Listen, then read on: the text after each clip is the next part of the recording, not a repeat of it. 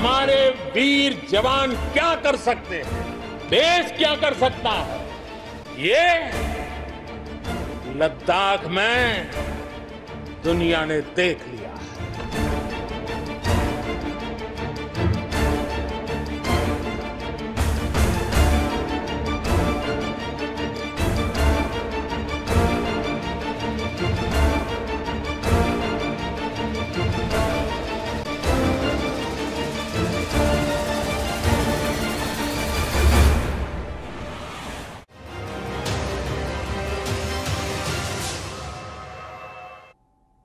नमस्कार, आप देख रहे हैं हमारी खास पेशकश। मैं हूं आपके साथ चित्रा त्रिपाठी।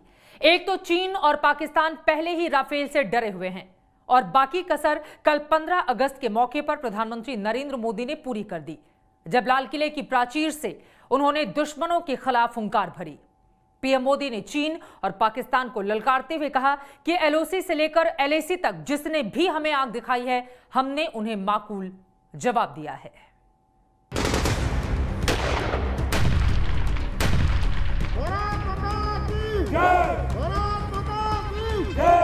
एलओसी से लेकर एलएसी तक देश की संप्रभुता पर जिस किसी ने आंख उठाई, देश की सेना ने, हमारे वीर जवानों ने उसका उसी की भाषा में जवाब दिया। भारत माता की जय, भारत माता की जय, भारत माता की जय। आंख उठाने वालों को उसी की भाषा में जवाब। एलओसी से लेकर एलएसी तक देश की संप्रभुता पर जिस किसी ने आंख उठाई, देश की सेना ने, हमारे वीर जवानों ने उसका उसी की भाषा में जवाब दिया। लाल किले के प्राचीर से ये पीएम मोदी की धमक है। चीन और पाकिस्तान को सख्त शब्दों में चेतावनी है। भारत की संप्रभुता की रक्षा के लिए पूरा देश एक जोश से भरा हुआ है। आतंकवाद विस्तारवाद पर करारा प्रहार। आतंकवाद हो या विस्तारवाद, भारत आज डटकर मुकाबला कर रहा है। हम सर्वश्रेष्ठ। जश्न आजादी के पर्व पर पीएम मोदी ने बिना नाम लिए चीन और पाकिस्तान के विस्तारवाद और आतंकवाद पर जोरदार प्रहार किया। लद्दाख में दुनिया ने देखा हम क्या कर सकते हैं, देश क्या कर सकता है,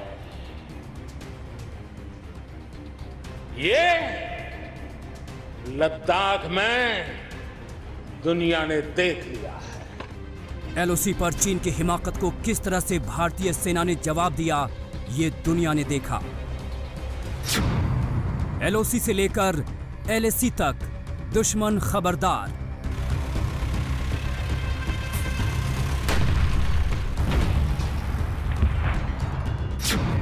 चीन और पाकिस्तान को एक साथ पीएम मोदी ने सख्त भाषा में चेतावनी दी है। चीन की चालबाजी अब और ज्यादा नहीं चल सकती। इतनी आपदाओं के बीच ही सीमा पर भी देश के सामर्थ्य को चुनौती देने के दुष्प्रयास हुए, लेकिन एलओसी से लेकर एलएसी तक देश की संप्रभुता पर जिस किसी ने आंख उठाई, देश की सेना ने, हमारे वीर जवानों ने उसका उसी की भाषा में जवाब दिया। जब जब दुश्मन देश ने आंख दिखाई है, तब तब देश के जवानों ने उनको मुंहतोड़ जवाब दिया है। पीएम मोदी भी जब मौका पाते हैं, तब देश के रणबांकुरों के साहस और शौर्य को सलाम करने से नहीं चूकते। चाहे वो लद्दाख की धरती पर पीएम मौजूद हों या फिर स्वतंत्रता दिवस के मौके पर। पीएम के इस तेवर के बाद अब दुश्मन देश को भारत की तरफ आंख उठाने के लिए 100 बार सोचना होगा। आज तक ब्यूरो। लाल किले से कल पीएम मोदी ने चीन पाकिस्तान को खबरदार कर दिया है, लेकिन इसके पहले ही भारत के 5 राफेल से डरकर चीन ने बौखलाहट में अपने होतान एयरबेस पर 36 बम वर्षक उतार दिए हैं। फिर भी उसे सुकून नहीं मिल रहा। उसके लिए हजम करना मुश्किल हो रहा है कि भारत इतना ताकतवर हो सकता था। इसीलिए वो डरा हुआ है, लेकिन अपनी हेकड़ी दिखाने से बाज नहीं आ रहा। चीन फिलहाल और कर भी क्या सकता है। एलएसी के नजदीक चीन के होतान एयरबेस में गजब की हलचल है। मानो चीन ने अपने सारे वायुदूतों यानी फाइटर जेट्स की तैनाती यहां कर दी हो। यह हलचल मची क्यों है? मची नहीं, मचाई गई है भारत की ओर से। यह हलचल मचाई है भारत के राफेल ने और हिल गया है, जी हां, पूरी तरह हिल गया है चीन। आपको इसका पुख्ता प्रमाण देंगे। राफेल के आते ही सारा खेल और सारे समीकरण बदल गए हैं। राफेल के भारत पहुंचने के एक दिन पहले से ही चीन कांपने लगा था। 28 जुलाई को चीन ने यहां आनन फानन में अपने 36 फाइटर जेट्स की तैनाती होतान एयरबेस पर कर दी। इन फाइटर जेट्स में 24 J-11 बमवर्षक हैं जो रूस में बने हैं, 6 पुराने J-8 फाइटर जेट्स हैं, 2 Y-8G ट्रांसपोर्ट जेट्स हैं, 2 KG-500 airborne early warning aircraft हैं, 2 Mi-17 हेलीकॉप्टर हैं। हेकड़ी दिखाते दिखाते चीन को हवा का रुख समझ में आया और पैरों तले जमीन खिसक गई। हमारे पास राफेल के आने पर चीन को इशू तो है ही। भारतीय वायुसेना के हर बेस पर रोज नियमित फ्लाइंग की प्रैक्टिस होती है। अब चूंकि कल रात नाइट फ्लाइंग की प्रैक्टिस का पता चला तो चीन में खलबली का उठना बहुत नेचुरल है। चीन ने काराकोरम के पास नॉर्थ ईस्ट में लगभग 200 किलोमीटर और पैंगोंग त्सो से करीब 400 किलोमीटर की दूरी पर होतान एयरबेस में 60 मीटर चौड़ा और 3300 मीटर लंबा रनवे बना रखा है और ये पिछले 3 महीनों से काफी ऑपरेशनल भी है। जरूरी है कि राफेल के आने से पहले वाली स्थिति पर भी रोशनी डाली जाए। तो होतान में उससे पहले भी चीन के बमवर्षक थे, लेकिन थे सिर्फ 12, फ्लैंकर्स 12 और 36 में फर्क 300% का है।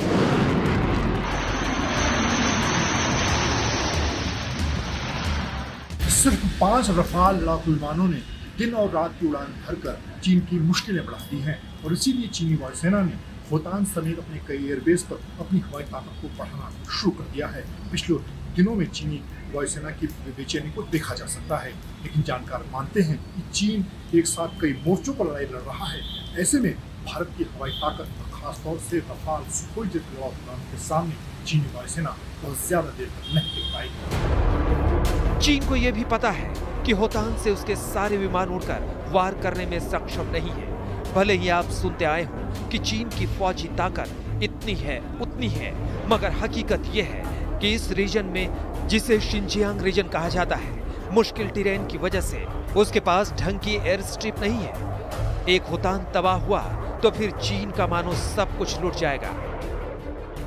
हाँ, ये सही है कि युद्ध की स्थिति में चीन के बमवर्षक सिर्फ होतान एयरबेस से ही उड़ान नहीं भरेंगे, वो काशगर और नगारी कुंशा एयरबेस से भी उड़ान भर सकते हैं।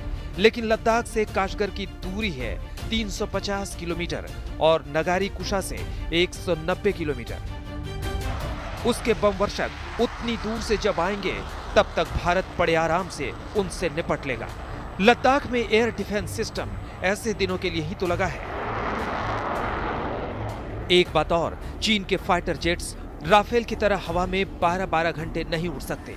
कहने का मतलब ये कि भारत के 5 राफेल भी उसका सारा प्लान फेल करने का दमखम रखते हैं और MiG-29K और सुखोई जैसे फाइटर जेट्स तो पहले से ही लद्दाख में ड्यूटी पर हैं।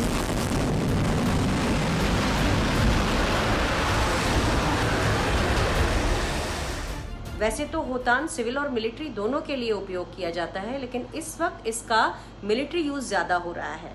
इसके साथ ही साथ चीन भारत से सटे अपने 13 और एयरबेस को लगातार अपग्रेड करने में लगा है। चीन के ये एयरबेस भारत के लद्दाख से लेकर अरुणाचल प्रदेश तक के भारतीय इलाकों से सटे हुए हैं। अब जरा रडार सिस्टम की भी बात कर लेते हैं। भारत ने तय किया है कि एलएसी पर रोहिणी नाम के रडार की तैनाती होगी। डीआरडीओ खास तौर पर इसे भारतीय सेना के लिए बना रही है। इससे पहले 6 वेपन लोकेटिंग स्वाति रडार पहले ही एलएसी पर दुश्मन की गतिविधियों पर नजर रख रहा है। रोहिणी रडार सिस्टम एक medium range 3D surveillance radar system है। अगर इसकी तकनीकियां देखें तो ये एस बैंड पे ऑपरेट करता है। इसकी अगर हम सर्वेलेंस शक्ति देखें तो हॉरिजॉन्टल डिस्टेंस पे ये 180 से 200 किलोमीटर तक का रेंज है, और अगर वर्टिकल डिस्टेंस में देखें तो ये 18 किलोमीटर हाइट तक ट्रैकिंग कर लेता है। ये हाई ऑल्टीट्यूड पे भी डिप्लॉय हो जाता है, और अगर इसकी खूबी देखें तो इकट्ठा TWS यानी कि ट्रैक वाइज स्कैन में ये 150 टारगेट एक साथ ट्रैक करने की ये क्षमता रखता है। लेकिन चीन का चकल्ला सुनिए। राफेल के आने के बाद वो अपने लोगों के बीच ढिंढोरा पीट रहा है कि उसके J-20 स्टेल्थ फाइटर राफेल से बेहतर हैं। कोई पूछे उससे कि अगर ऐसा है तो उसे इतना डर क्यों लग रहा है। लद्दाख सरहद पर चीनी सेना के किसी भी संभावित हवाई हमले से निपटने के लिए भारतीय वायुसेना ने कमर कस दी है, और इसीलिए वहां पर रोहिणी रडार की तैनाती हो चुकी है, जबकि आने वाले दिनों में DRDO की मदद से स्वाति रडार को भी तैनात किया जाएगा। ये रडार 360 डिग्री तक दुश्मन के किसी भी हवाई हमले का पता कर सकती हैं। मौजूदा हालात में भारतीय सेनाएं दुश्मन के किसी भी मोर्चे पर कोई कोताही नहीं बरतना चाहती है। दिल्ली आज तक। इसी के साथ एक ब्रेक के लिए रुकेंगे। ब्रेक के बाद दिखाएंगे भारत के टैंक से क्यों कांप रहा है चीन। आप देखते रहिए आज तक।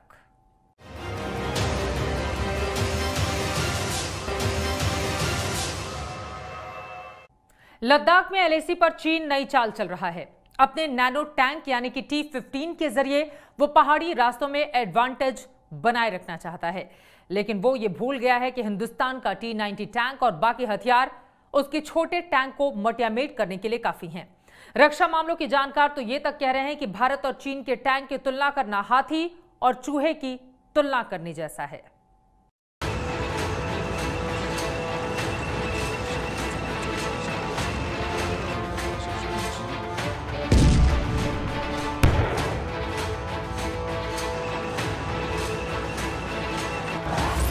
एक तरफ चीन का नैनो टैंक T-50,